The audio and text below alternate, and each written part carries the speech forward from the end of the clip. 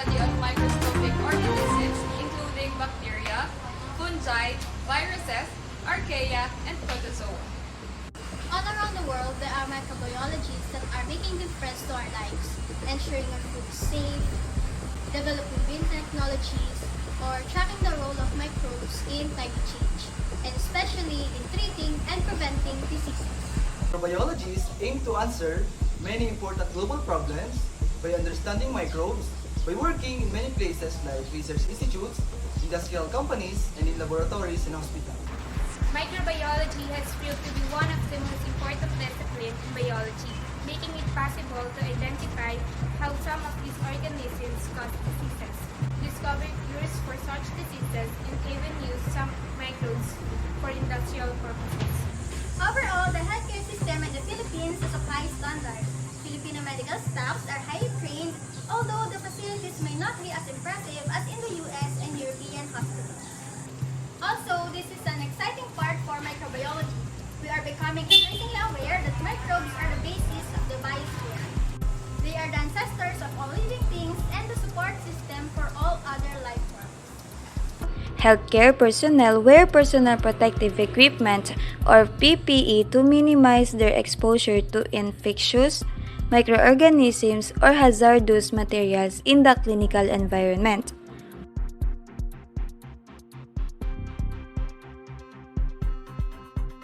The techniques and activities described on our website and the microorganisms suggested present minimal risk given good practice. It is therefore essential that good microbiology laboratory practice is observed at all times when dealing with any microbes. Before any practical activity is undertaken, a risk assessment should be undertaken to ensure that there is minimal hazard to all concerned.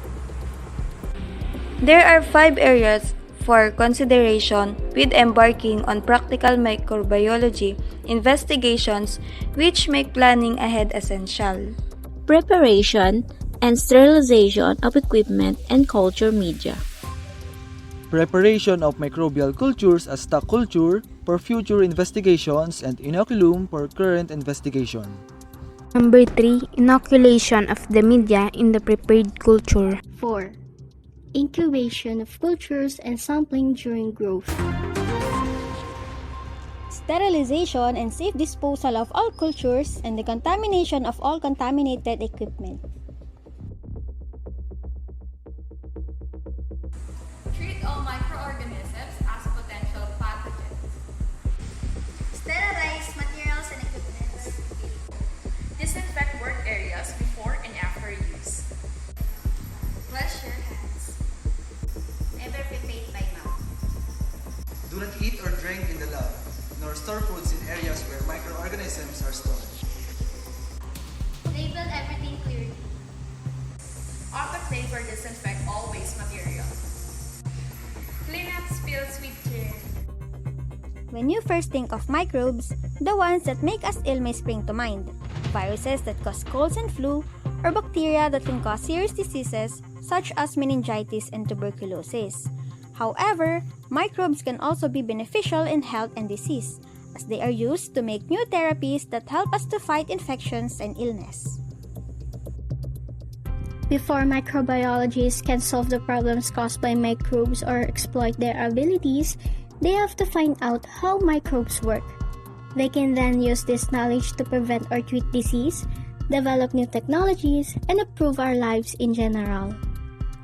Microbiologists are essential in helping us to treat diseases.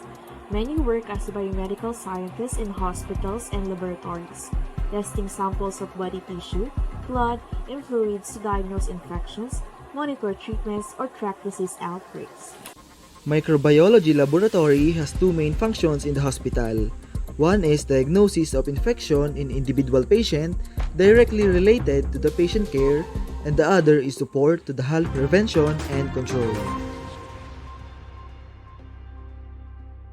The major importance of medical microbiology is that it helps in identification, isolation, diagnosis, and treatment of pathogenic microorganisms, and also produces beneficial organisms such as yeast and some antibiotics.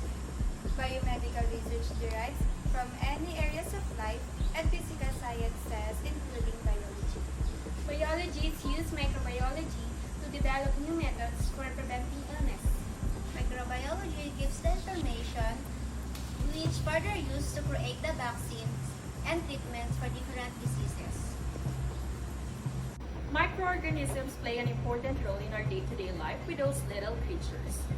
Microorganisms are used in large-scale manufacturing of vaccines against diseases like influenza, flu, polio, BCG, with the evolution of sophisticated technology. Identification of specific antigens is being done, which further helps in development of vaccine with the help of microorganisms. This has been Psychology 3A Group 2 on the importance of microorganisms